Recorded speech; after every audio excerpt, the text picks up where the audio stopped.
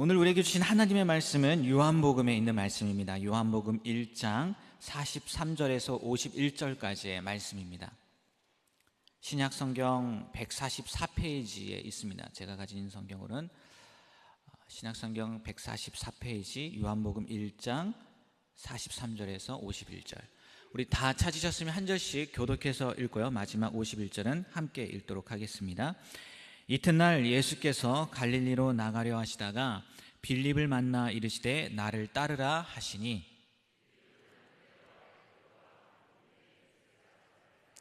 빌립이 나다나엘을 찾아 이르되 모세가 율법에 기록하였고 여러 선지자가 기록한 그 일을 우리가 만났으니 요셉의 아들 나사렛 예수니라.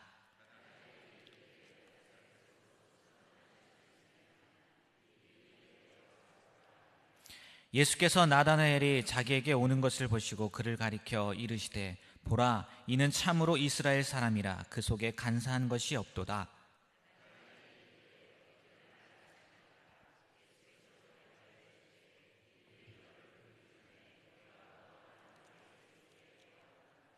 나다나엘이 대답하되 라삐여, 당신은 하나님의 아들이시요 당신은 이스라엘의 임금이로소이다.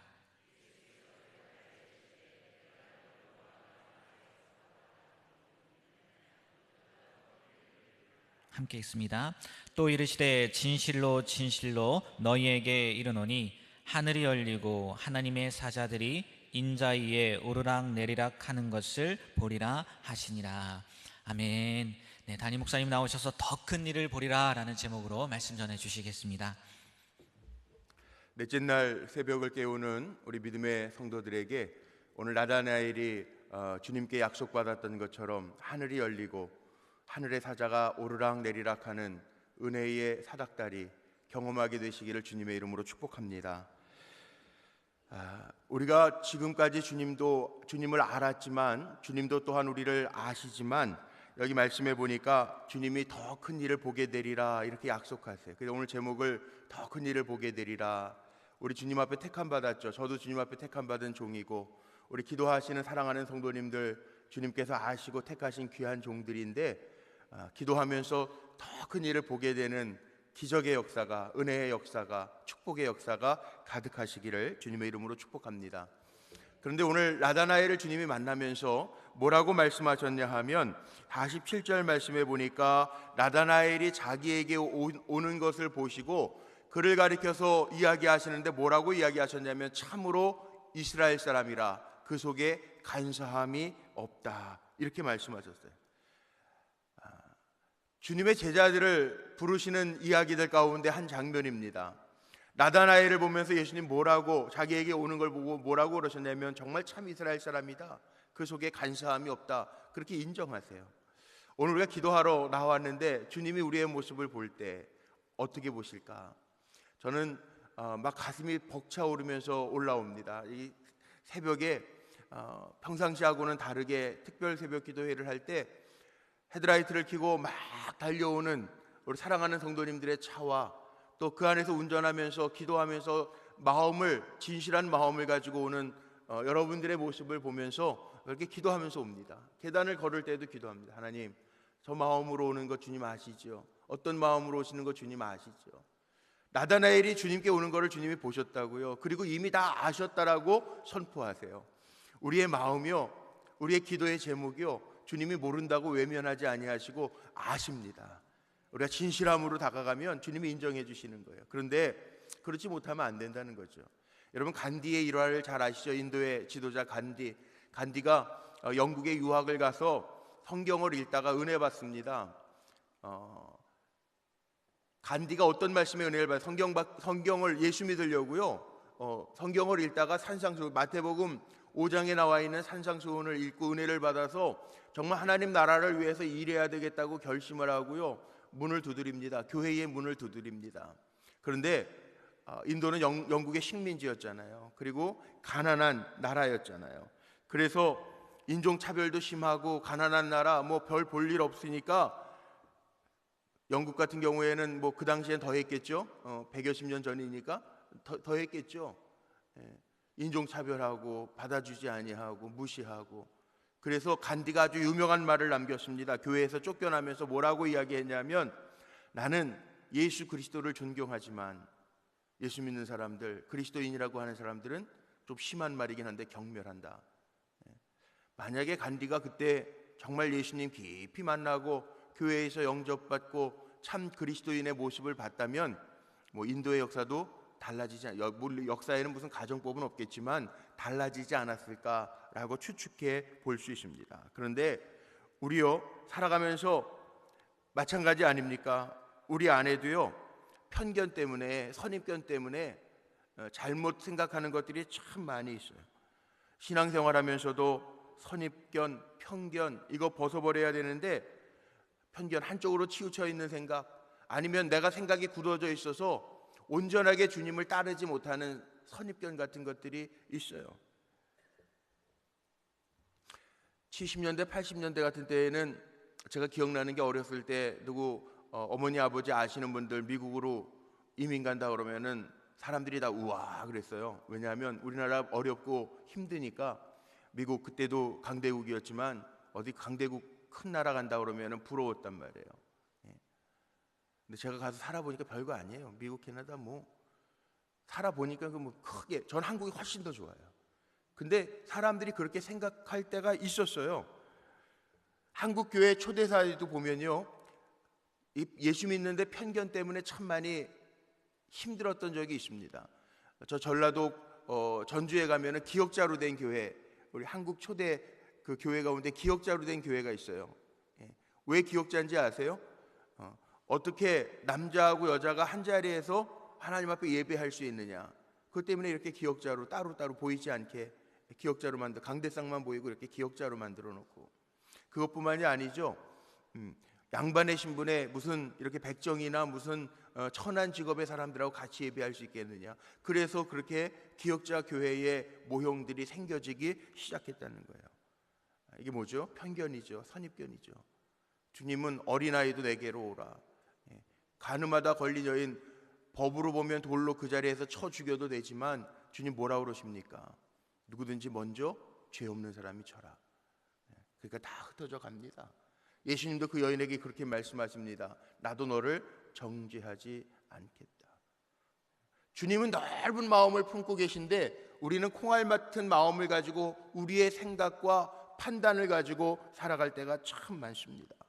그거 깨야 된다는 거예요. 주님을 따르려면. 오늘 말씀 속에 나다나엘이요, 빌립이 전도할 때 뭐라고 그랬는지 아세요? 야, 나사렛에서 뭐 그 선한 것이 나겠느냐, 별 볼 일 없는 동네에서 뭐 대단한 것이 나겠느냐. 이 선입견입니다. 그 선입견에 자기가 붙잡혀 있을 때 빌립이 뭐라고 이야기합니까? 와서 보라, 와서 보라, 와서 보라. 우리 새생명 축제를 5주간 선포했습니다. 여러분이 할 거 없습니다. 미안합니다. 여러분들이 할 거 없어요. 주님이 다 하실 겁니다.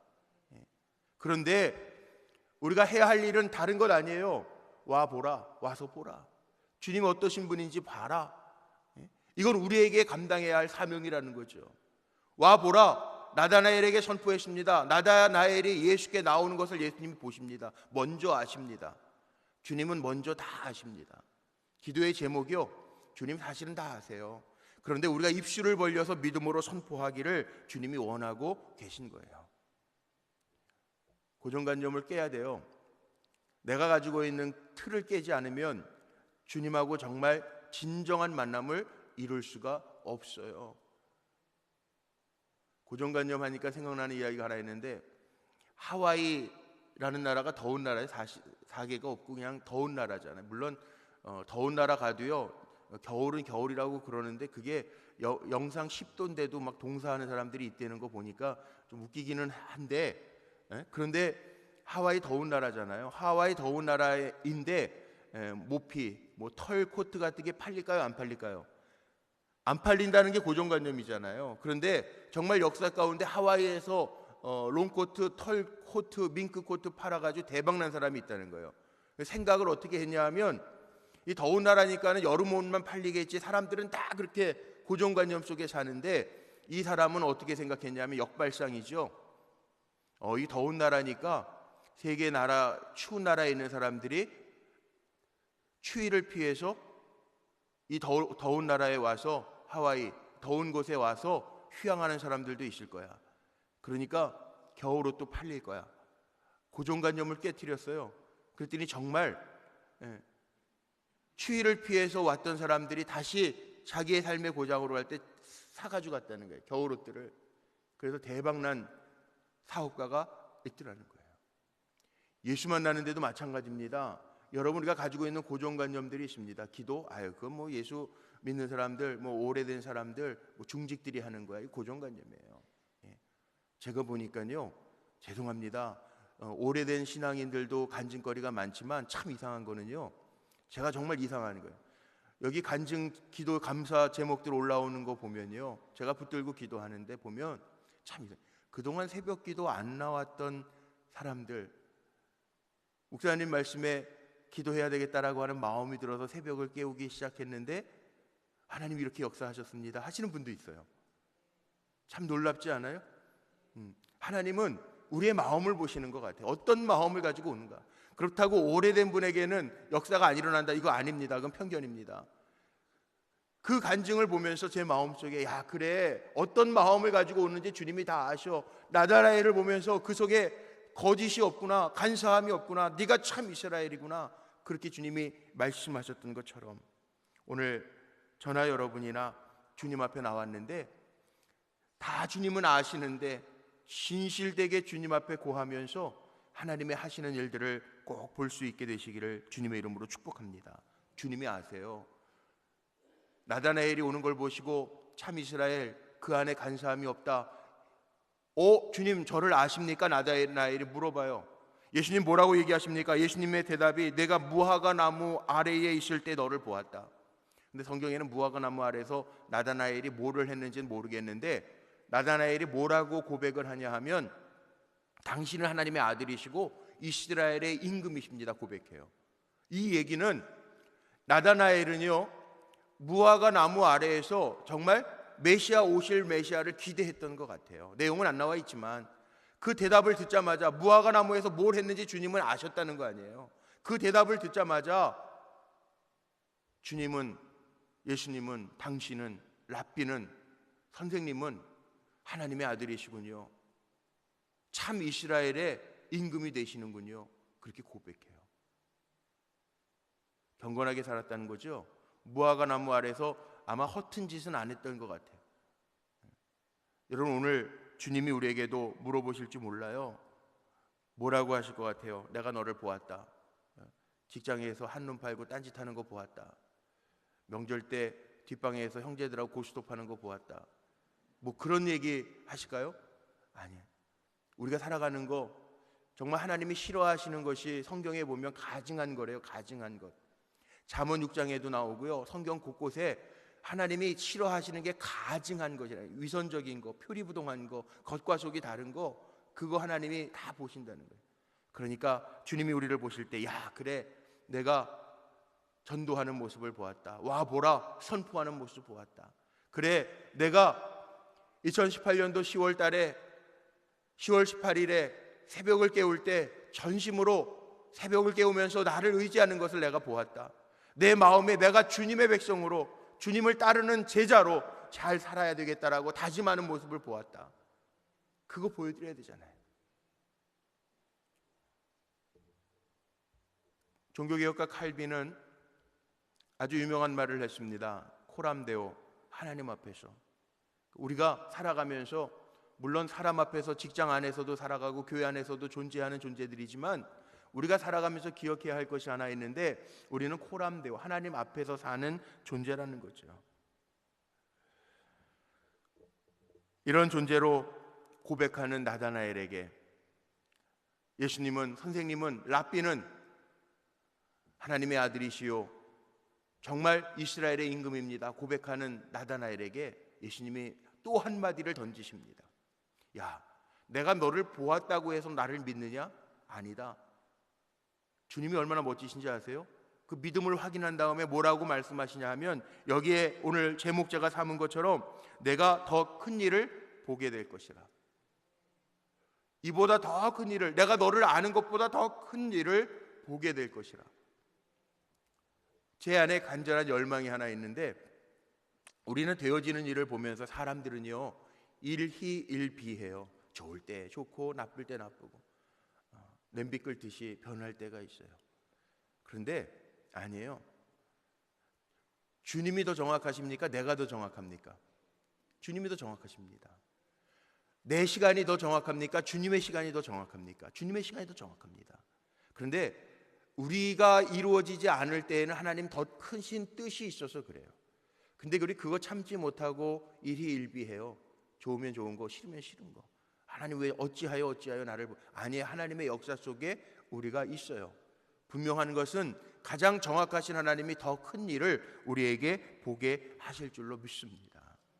오늘 마지막에 나오는 얘기가 그겁니다. 더 큰 일을 보게 될 것이라. 그러면서 하늘이 열린대요. 우리 사랑하는 성도님들, 땅에 살아가는 동안에 땅에서 여러 가지 매였던 것, 기도의 제목들도 풀려지기를 주의 이름으로 축복합니다. 그런데 하늘이 열리는 축복이 훨씬 더 큽니다. 하늘의 신령한 것들이 우리 사랑하는 성도님들에게 임하시기를 주의 이름으로 축복합니다. 그리고 나서 말씀하시잖아요. 인자가 행하는 것을 하나님의 사자가 오르락 내리락 하면서 하는 모든 일들을 보게 될 것이라. 이거 어디서 나온 얘기입니까? 창세기 28장에 보면 야곱이 형 에서를 피해서 도망할 때 아무것도 없습니다. 밤에 적적합니다. 한적한 곳에서 돌베개하고 잘 때 환상 가운데 본 거 아니에요? 천사가 하늘과 연결된 사닥다리를 오르락 내리락 하는 것을 야곱이 봅니다. 그리고 고백합니다. 하나님이 과연 여기 계시거늘 내가 알지 못했다고 고백하면서 그나마 자기가 가지고 있었던 기름 한 병마저도 다 하나님의 사자가 오르락 내리락 했던 그곳 베델에다가 다 쏟아붓습니다. 부엘세바 쏟아붓고 여기서 내가 하나님 만났다. 베델, 하나님을 만나는 집 베델, 그리고 쏟아붓습니다. 오늘 기도하는 이 자리가 우리가 기도하면서 하나님의 사자가 오르락 내리락 하는 은혜의 자리가 되기를 소망합니다. 주님이 함께 하시잖아요. 우리 주님과의 동행이라고 하는 주제를 가지고 기도의 제단을 쌓고 있잖아요. 예수님을 다른 모습으로 우리가 중보자라고 표현합니다. 성경에 보면 디모데전서 2장 5절 말씀에 보면 이런 말씀이 있어요. 우리 같이 한번 읽어봅니다. 하나님은 한 분이시고 또 하나님의 사람 사이의 중보자도 한 분이시니 곧 사람이신 예수 그리스도라. 참인간 참 신이신 예수 그리스도, 하나님과 우리를 연결하시기 위해서 오셨다는 거죠. 예수 그리스도가 우리의 중보자라고요. 그래서 우리의 시민권은요 하늘나라에 원래 있는 거예요. 근데 땅에 사는 거예요. 어제도 우리 장례가 우리 성도님 장례 예배 인도하면서 제가 그런 고백했어요. 지난주에는 장례가 참 많았어요.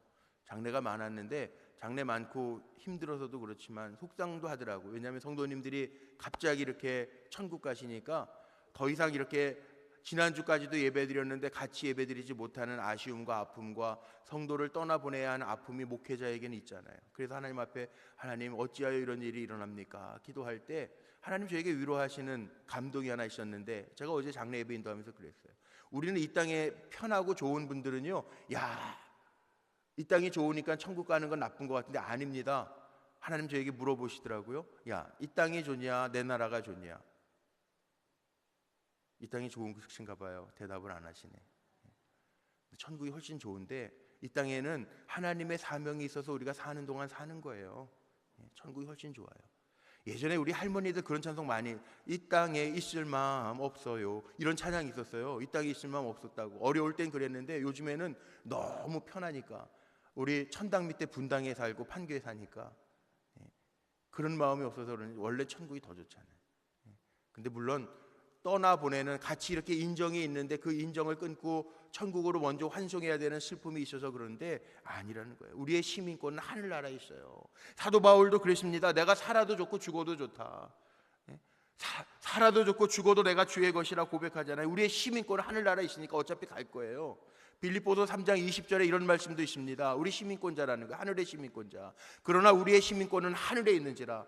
우리는요 이 땅에 살아가지만 하나님의 소유된 백성이라는 거예요. 그래서 우리는 땅의 것만 찾으면서 살면 안 돼요. 사다리가 오르락 내리락, 하나님의 사자들이 오르락 내리락 하면서 보는 것들이 있잖아요. 이게 뭡니까? 위의 것 찾으라는 거예요. 골로새서 3장에 나와 있는 말씀처럼 우리가 주님과 함께 살았으면, 주님과 동행하면 위의 것을 찾으라. 그리스도께서 하나님 우편에 앉으셔서 계시니라. 우리 주님 동행하면서, 주님 바라보면서 그렇게 살라는 거예요. 말씀 정리하고 마치려고 하는데, 삶이 어렵고 고달플 때, 기도의 제목이 있을 때 여러분 꼭 기억하셔야 할 게 하나 있습니다. 우리는 주님의 부르심을 따라 살아가는 사람들이니까 더 큰 일을 보게 될 줄로 믿습니다.